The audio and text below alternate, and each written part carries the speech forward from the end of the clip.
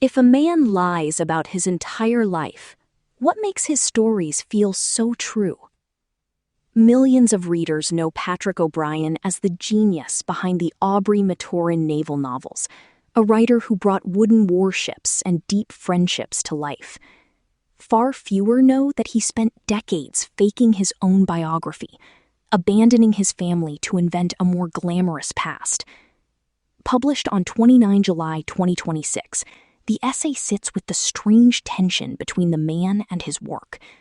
It asks how an author so entirely disconnected from his own truth could build a fictional world that feels so real.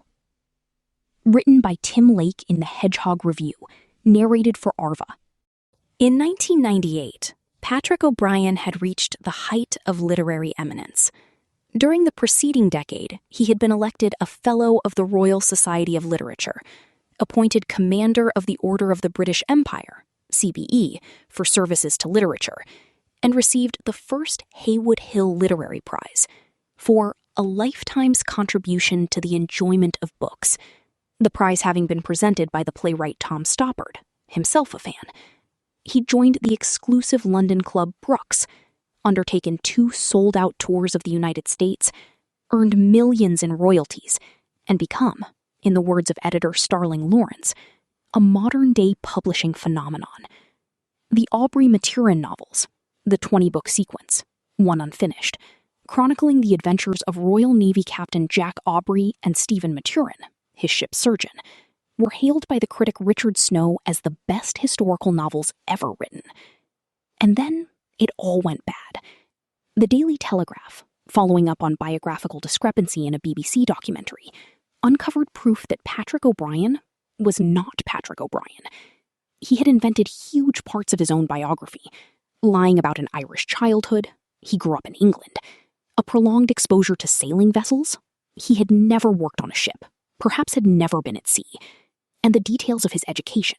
He had never attended the Sorbonne, Eton, or Oxford. His name was not Patrick O'Brian, but Patrick Ross. He had changed it in order to sever ties with his first wife, Elizabeth, whom he had abandoned in the 1940s, in order to begin an affair with Mary, Countess Tolstoy. In doing so, he had abandoned 2 small children, one of whom was fatally ill. He was permanently estranged from his surviving son Richard, who, according to Elizabeth, thoroughly disliked his controlling and bullying father. He was, she went on, a violent and erratic man whose passion for culture overrode all human considerations. These revelations did not cool the enthusiasm of his readership. His books, all still in print, continue to sell briskly more than a quarter-century after O'Brian's death in 2000. Fan clubs dedicated to the Aubrey-Maturin series proliferate. The Reddit community dedicated to the series receives nearly 5,000 views a week. Prices of first editions continue to climb. £1,500 for a complete UK first edition set of all 20 books as of 2024, and each year sees the appearance of new books designed to explain, supplement, or otherwise adorn the series, which now forms the core argument for O'Brian's literary greatness. Recent years have even seen a revival of popular interest in the 2003 film Master and Commander, based on several of O'Brian's novels. If some readers turned against the author, perhaps agreeing with historian Jan Morris's assessment of O'Brian as an artificer whose work lacked the frisson one finds in the presence of creative greatness, most seem to go along with John Lanchester's appraisal that it was only his family and friends who have a reason to care what he was like, urging fellow fans to read the novels and forget everything else. The distance between biography and art remains a vexed question. The distance between personality and art, less so. O'Brian himself liked to quote Buffon on the subject. Le style, c'est l'homme même. In O'Brian's case, l'homme même had spent decades laboring to distort the facts of his own identity. Such intense effort, so long maintained, involves more than a habit of behavior, becoming something more like a core constituent of identity. Stephen Maturin, the Irish surgeon and spy generally regarded as a stand-in for O'Brian himself, would have agreed.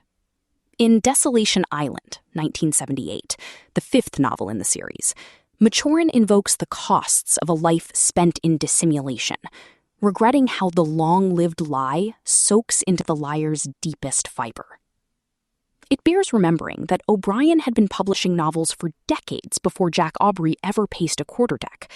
Cribbed and claustrophobic, these early works typically featured a small cast of characters inhabiting a bare handful of settings and were relentlessly serious. They were also deeply autobiographical. The Catalans, 1953, grew from O'Brien's experience of life in Collioure, a Catalan village in southern France. Testimonies, 1952, from the year he and his wife lived in a tiny cottage in Crocer in Wales. Richard Temple, 1962, the last novel published before Master and Commander, recounts the story of a British agent with a divided social heritage and a disturbed boyhood, who invents a fictitious past in order to defeat his captors. O'Brien was notorious for his aversion to publicity. Question and answer is not a civilized form of conversation, Maturin often intones, and his creator agreed. As Telegraph columnist Kevin Myers related in 2000, a friend remembered carelessly asking the older man about his past one night at dinner. O'Brien, he said, turned on me, his eyes flashing blackly, as ruthless as a raptor's. How dare I? Who did I think I was, intruding so? What business had I asking such questions? He then rose, and, his face a mask of malignance, stalked out of the restaurant. This response was by no means unusual. Given O'Brien's personality, lightly manicured autobiographical fiction seemed an unfortunate choice. Choosing to set his books in the historic past marked a crucial step in his literary growth, allowing for the evolution of a more relaxed style, expansive, sophisticated, and funny. O'Brien's sense of humor takes getting used to. We recall Edmund Morris's description of Henry Adams. He had a wit so dry it abrades. But for the reader who can attune itself to O'Brien's wintry bathos, delights abound. A dance planned by sailors is hung with bunting arranged to convey the hidden message, engage the enemy more closely. Preserved Killick, Jack's perpetually discontented steward, dresses on land like a lean, cantankerous, and out-of-work rat-catcher. An affectless young lieutenant, asked to recite his original poetry, assumes a boding, portentous look, and begins to declaim in a surprisingly loud moo. O'Brien's ear for dialogue produced some of his finest comedy. From The 13-Gun Salute, 1989. "A lovely young woman indeed, Heaven," said Jack. "Mrs. Heaven, if I do not mistake?" "Why, sir, in a manner of speaking, but some might say more on the porcupine lay, the roving line, if you understand me. There is a great deal to be said about porcupines, Heaven. Solomon had 1,000, and Solomon knew what o'clock it was." Or from The Yellow Admiral, 1996. Stephen nodded, and with a curiously knowing look, his head on one side, he asked, "Can you foretell the dark of the moon with reasonable accuracy?" "I believe so," said Jack. "Her motions are of some importance in navigation, you know, and we learn them quite early." O'Brien was a man to whom disparities in knowledge meant a great deal. He valued his own knowledge, and he expected others to do the same. Those who failed to do so met a swift reprisal. His stepson, Nikolai Tolstoy, recalls spending an evening being ostentatiously ignored after the younger man presumed to debate his stepfather on an issue of scholarship. Similar experiences awaited others who refused to pay him suitable obeisance. He seemed to recognize how obnoxious his intellectual bullying made him. His novels brim with warnings against those who seek to subjugate others, and it's a sure bet anyone he describes as striving is not being praised. Still, he never let up, perhaps sensing that seeking to dominate was a certain method of keeping the curious at bay. He was fortunate to create, in the Aubrey-Maturin series, a world that allowed him to display his learning to mostly convivial effect. In addition to the abundant nautical jargon, Altumel cant, Maturin calls it, they feature extended technical discussions of anatomy, taxonomy, theology, political theory, ethics, philosophy, literature, music, the two are talented amateur musicians, and medicine, all conducted in a vocabulary, coriaceous, Scouty Allen, gymnosophist, engineered to send even the most sedulous crossworder scurrying for the dictionary. When Jack remarks on the richness of Stephen's tan, he answers, "This I attribute to my practice of application." The subtle self-mockery inherent in application, Stephen's own awareness of the word's incongruous fussiness, the two men have just been captured by castrating matriarchal pirates, leavens the pedantry with disarming irony. But the smallest of distances separates ironic pedantry from pedantry complete. Even a sympathetic reader may wonder if arenicious makes an improvement on Sandy, or if holding something at low value is best conveyed by floxy-noxy nihilipilification. O'Brien's schoolboy precocity can wear thin on the reader, forced to square up against sentences such as, "You know, of course, that in the micaceous schist of those parts, the arbutus is a usual sight, and that therefore Charaxus jaceus, the two-tailed pasha, is not so rare as he is elsewhere in Europe." O'Brien was 55 when he published Master and Commander in 1969, the first book in the Aubrey-Maturin series. After half a lifetime of enforced emotional distance, he was profoundly isolated. Besides his wife, he maintained few relationships. When not writing, he made wine, tinkered with clocks, or wandered and observed nature.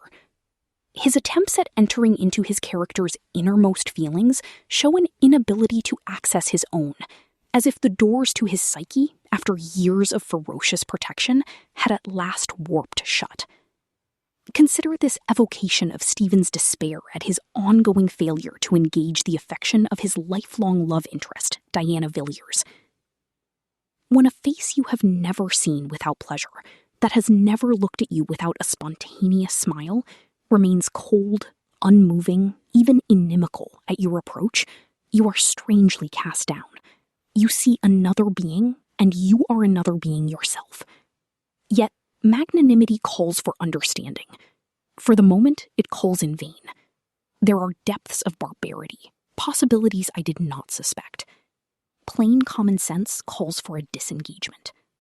With its measured periods, stately parallelisms, and formal vocabulary, magnanimity calls for understanding. Plain sense calls for disengagement. This passage would serve admirably as a pastiche of Augustan prose. As an account of a man's inner turmoil, it's less successful. O'Brien seemed to be aware of his own literary limitations. In a 1991 review of Tom Clancy's The Sum of All Fears, he proposed a schema for classifying writers. On one hand, he suggested, were storytellers. Though many are highly gifted men, storytellers are necessarily limited in what they can write, because the oral tale is largely concerned with events, and its characters come into being by means of statements or inference. The teller speaks of them from the outside. Novelists, on the other hand, have a much greater freedom. They enjoy the luxury of being able to inhabit their characters from the inside. O'Brien's own attempts to inhabit his characters grew less frequent as the series progressed. Perhaps he sensed Stephen's inner monologues, most involving his unrequited love for Diana Villiers, were derailing the story. There is no doubt that he is a brilliant describer of events, O'Brien wrote about Clancy. But when he goes beyond the province in which he excels and deals with his people from within, it seems to me that he is out of his element. He wouldn't have liked to hear it, but O'Brien lay squarely among the storytellers. In interviews, he insisted on linking himself with the great masters of the canon.